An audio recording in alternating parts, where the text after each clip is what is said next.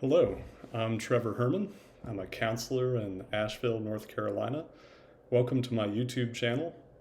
I make these videos primarily for current and prospective clients to learn new skills, to practice skills we've tried in therapy, or to gain new information or refresh information about mental health and wellness and resilience.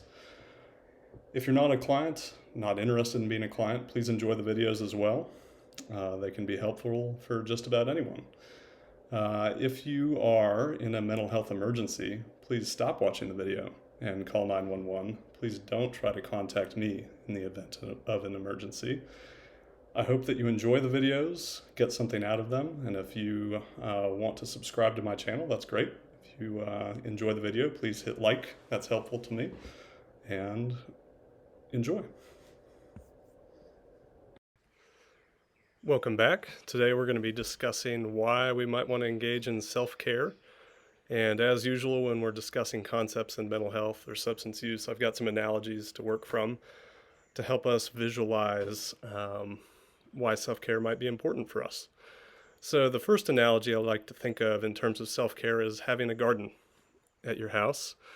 And I have, let's say I have a beautiful garden. I've put a lot of effort into it being well balanced, having plants that bloom in succession so I have color all the time and year round. And it takes me, let's say, 2 hours a week to do maintenance on the garden so that the weeds don't choke out the things that I value, so that I can keep the lawn around it mowed, so I get out the edge trimmer and do some weed whacking. And overall, I know that if I want to sit in my garden and look at it with pride and accomplishment, that I'm going to put in at least 2 hours a week. And because I really love my garden, I enjoy spending those 2 hours per week, even if sometimes it's hot outside and it feels like a chore. And so I've got this beautiful garden and I've taken pride in it. And I come to a time in my life where maybe I just am really feeling stressed and I don't feel like I had the time that I used to. And I let the garden go for 2 months during growing season. And I try to avoid looking at it because now the flowers that I love best, I can't even see them. The weeds have grown too high. And I actively avoid thinking about working in it because it feels too overwhelming. I wouldn't even know where to start. And after a whole summer, I finally get a breathing space in my life and I look hard at the garden. And I almost feel like crying because it's so choked with weeds.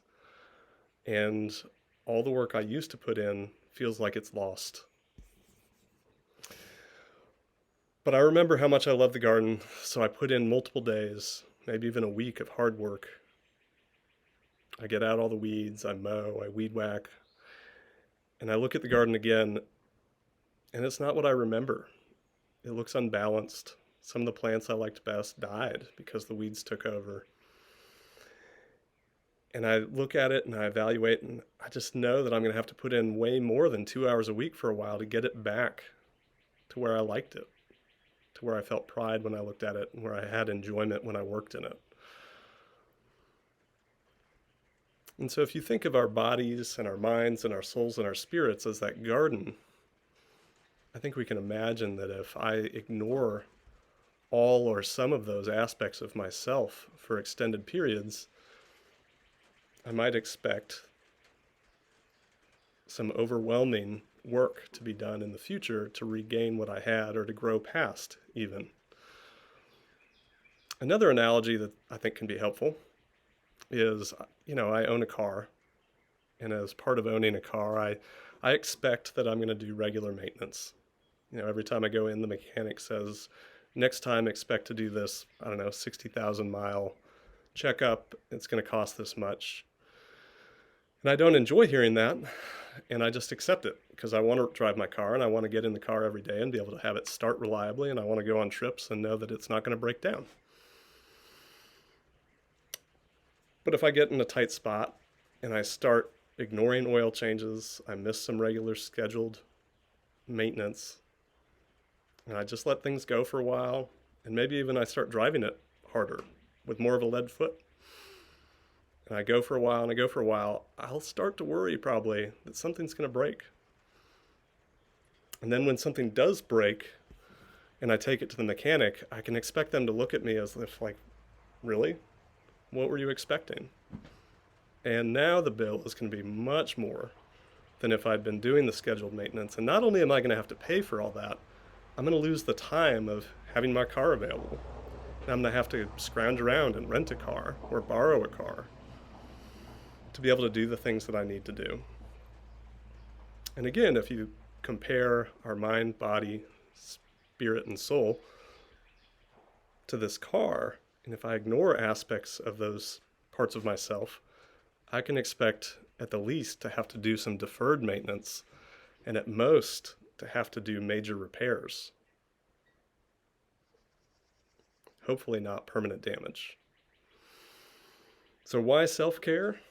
I bet all of us know someone in our immediate family or extended family that works themselves to the bone, eats foods that aren't very healthy, ignores exercise, doesn't cultivate their friend or family group, and has had a major health crisis at some point in their life, whether it's a heart attack or a heart scare, cancer, or diabetes, and then has had to put in extraordinary work to get their body and self, all the parts of themselves, well enough to enjoy their lives again. And so my question to everyone, to myself included, is it really going to take a major event like a heart attack to get me to do the daily maintenance, or the weekly maintenance at least, to extend my life, and certainly to extend my enjoyment of life? So to me, that's why self-care. I hope that's helpful. And I'll do another video soon on what is self-care and how is it different from its close and less healthy cousin, self-soothing.